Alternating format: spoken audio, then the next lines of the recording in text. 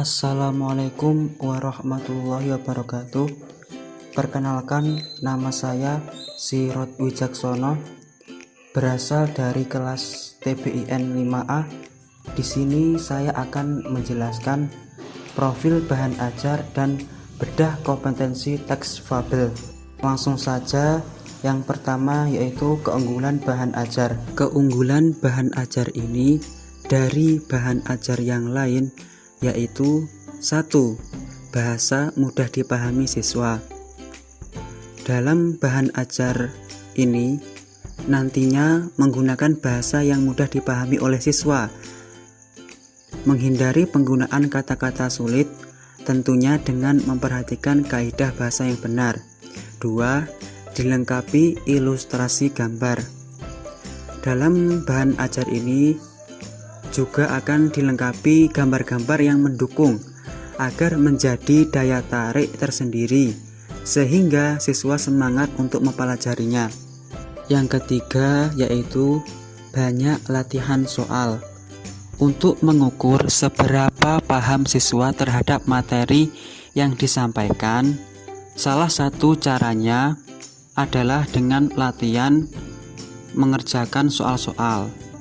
Nantinya di bahan ajar yang saya buat akan ditampilkan banyak latihan soal. Selain itu ada beberapa tugas mandiri maupun tugas kelompok demi menunjang kepahaman siswa mengenai teks fabel. Bentuk bahan ajar ini nantinya adalah cetak. Pengertian, struktur, dan ciri kebahasaan dari teks fabel. Pengertian teks fabel. Secara etimologis, fabel berasal dari bahasa Latin yaitu fabulat. Fabel merupakan cerita tentang kehidupan binatang yang berperilaku menyerupai manusia. Fabel termasuk jenis cerita fiksi, bukan kisah tentang kehidupan nyata.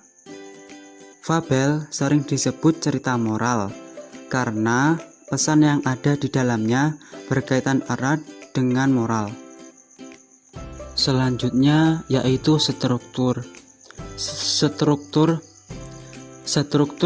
teks fabel terdiri dari orientasi, komplikasi, resolusi, dan koda. Orientasi adalah bagian awal dari suatu cerita yang berisi pengenalan tokoh, latar tempat, dan waktu. Komplikasi adalah konflik atau permasalahan antara satu dengan tokoh yang lain. Komplikasi ini menuju klimaks. Resolusi adalah bagian yang berisi pemecahan masalah. Koda adalah bagian terakhir dari fabel yang berisi perubahan pada tokoh dan pelajaran yang dapat dipetik dari cerita tersebut. Koda dalam fabel ini boleh ada ataupun boleh tidak. Ciri kebahasaan dari teks fabel yaitu 1. Kata kerja. Kata kerja aktif intransitif dan kata kerja aktif transitif. Kata kerja aktif intransitif adalah kata kerja yang tidak membutuhkan objek dalam suatu kalimat, seperti diam, berlalu, berhembus. Selanjutnya kata kerja aktif transitif. Kata kerja aktif intransitif adalah kata kerja yang membutuhkan objek dalam suatu kalimat, seperti mengangkat, memegang, menulis, membawa. 2. Kata sandang si dan sang. Pada teks ini nanti akan mendapatkan beraneka macam kata si dan sang. Contohnya, si kancil, sang kancil, si kepompong, sang harimau, dan lain-lain. Yang ketiga, penggunaan lalu, kata hubung, dan akhirnya. Kata lalu dan kemudian dipakai menjadi kata penghubung intra kalimat dan antar kalimat. Sebenarnya kata akhirnya dipakai untuk mengakhiri dan meringkas informasi dalam paragraf. Yang keempat atau yang terakhir adalah penggunaan keterangan tempat dan waktu.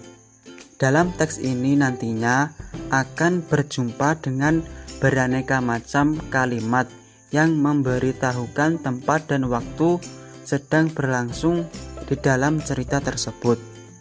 Selanjutnya yaitu indikator, kegiatan, dan rubrik penilaian pembelajaran dari teks fabel.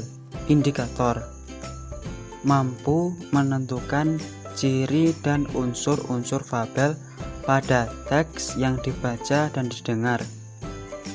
Mampu menentukan jenis-jenis fabel pada teks yang dibaca dan didengar. Untuk kegiatan pembelajarannya terdiri dari mengenali teks fabel, mengetahui jenis-jenis teks fabel, menulis kembali teks fabel, dan menceritakan kembali teks fabel. Rubrik penilaian.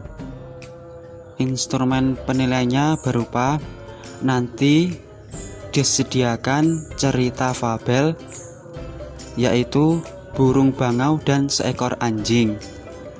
Lalu siswa mampu 1. Menunjukkan struktur teks fabel tersebut dan menuliskannya. Strukturnya berupa orientasi, komplikasi, resolusi, dan koda. 2. Siswa mampu menunjukkan kata sifat, keterangan tempat, kata depan, dan kata sambung pada cerita fabel tersebut. 3. Siswa mampu menunjukkan 2 kalimat langsung dan 2 kalimat tidak langsung pada cerita fabel tersebut. Yang keempat, siswa mampu menemukan pesan moral yang terdapat dalam teks fabel tersebut, lalu menceritakannya di depan kelas. Sekian penjelasan dari saya. Ada kurang lebihnya mohon maaf. Ihdinas siratal mustaqim. Wassalamualaikum warahmatullahi wabarakatuh.